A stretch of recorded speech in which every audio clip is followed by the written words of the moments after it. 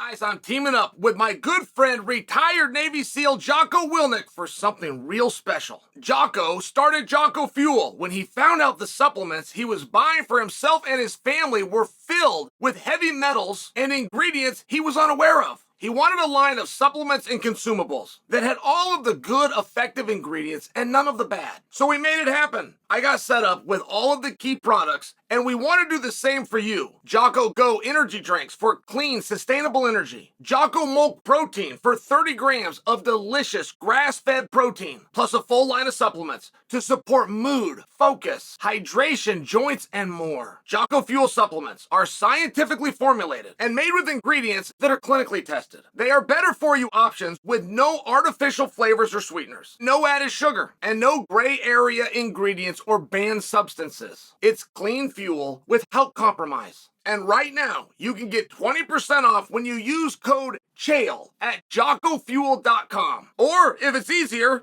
just click on the link below. If you'd like to correct me in the comments, go ahead. I'm admitting up front that I'll probably get you 90%, but I'm also admitting that there's 10% that I could be corrected on. But before you go and correct me, and the reason I'm comfortable just coming and talking to you about it anyway without getting those facts straight, it's not the point. Jon Jones put a fan in the hospital. Do you guys know about this? Okay. So, and that's the part why I might give this story a little bit. It's actually not the point, which is why I don't have to be fact-checked on this. Some fan gets the attention of Jon.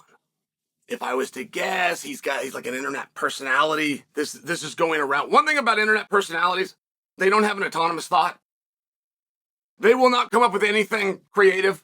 They will see somebody else do it, and then they will go and copy it. And that's fine. I'm just sharing for you. There was some J-Brown called Sneakers that went and did this with Sean Strickland 2 weeks ago.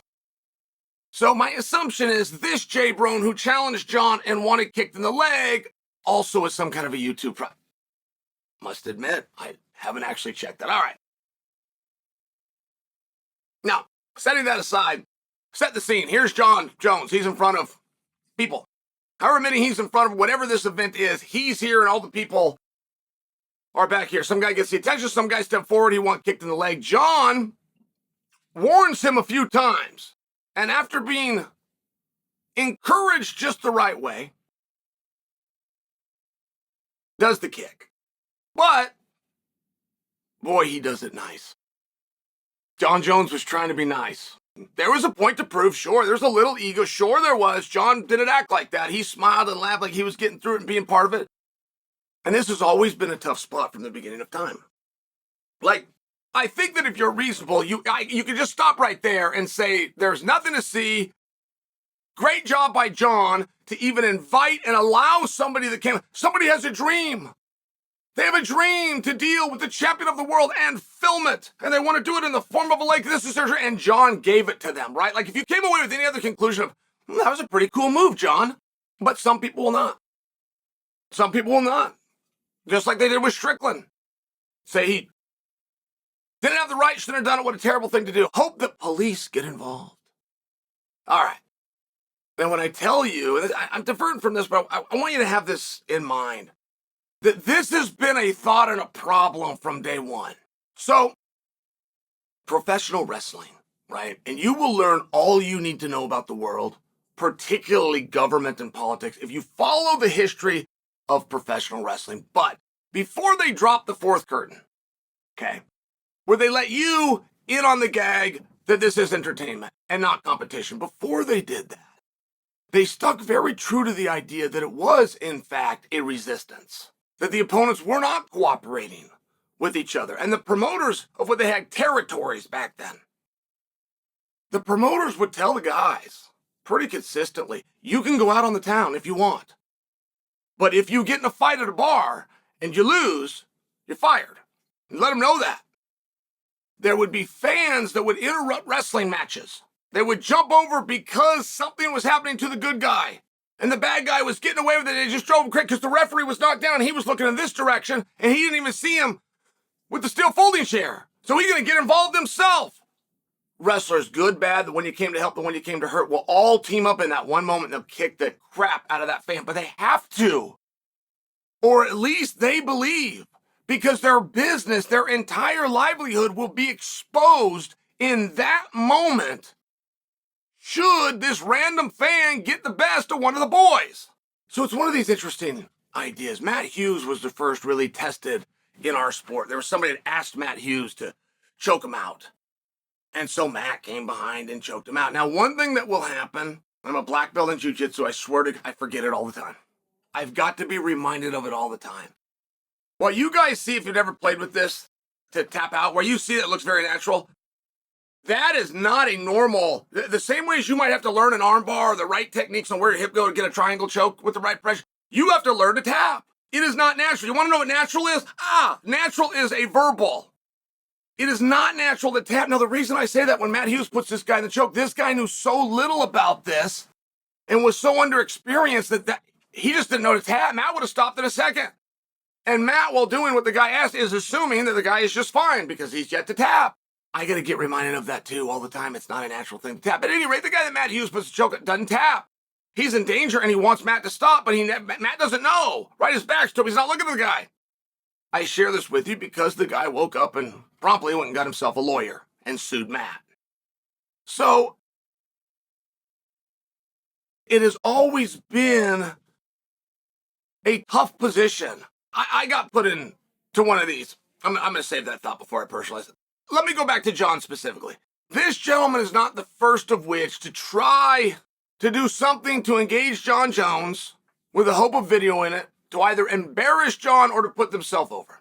The first time that I saw it happen to Jon, it's one of Jon's most impressive athletic moments. By the way, he's never gotten credit. Nobody's really understood what happened here. Jon showed up to a grappling event. He was going to sign autographs. He was just a guy. It was like a UFC expo. There was 20 different things going on, and amongst them, one of those things was a grappling tournament. So Jon's overdoing whatever he's doing. I want to say it was even with a tire company, like Hard Tire. I think it was with Toyo. Whether I've got that detail right or not, a guy from the grappling comes up to Jon. Now, Jon's hungover. I mean, not for nothing. He'd been out drinking. He got an obligation. He gets up around noon. He stumbles into this thing. He's doing his whatever. He hasn't weighed in. He hasn't prepared. There's not. I mean, to go on and on about how much Jon was not in that mode.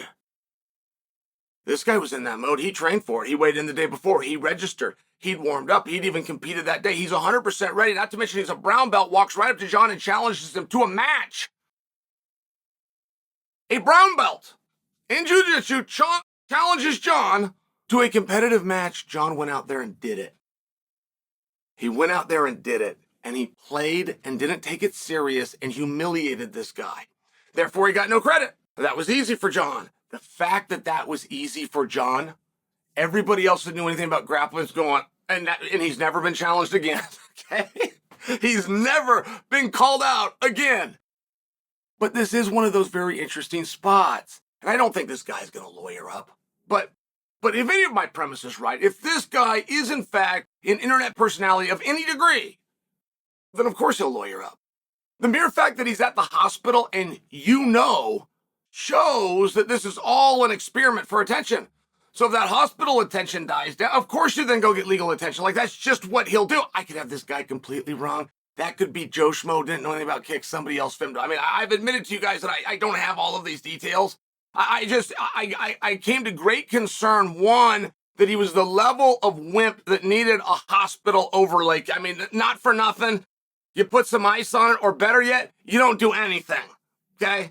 You don't even tell someone that my leg hurts. You just, right, you go on about your life. The mere fact that he needed a hospital, the fact that we know it is a concern for me. How would we possibly know? How did that possibly get out unless he put it out? So if he is the kind of guy that would want to, believe me, you don't want that kind of attention. You do not want the attention that you got a little baby leg kick that you requested, and it hurt you so bad you had to go to a hospital. Not I saw a doctor, not I called somebody on the... He went to a hospital. You don't want that kind of attention unless you're that kind of guy. And if you're that kind of guy, yeah, of course, a lawsuit's next.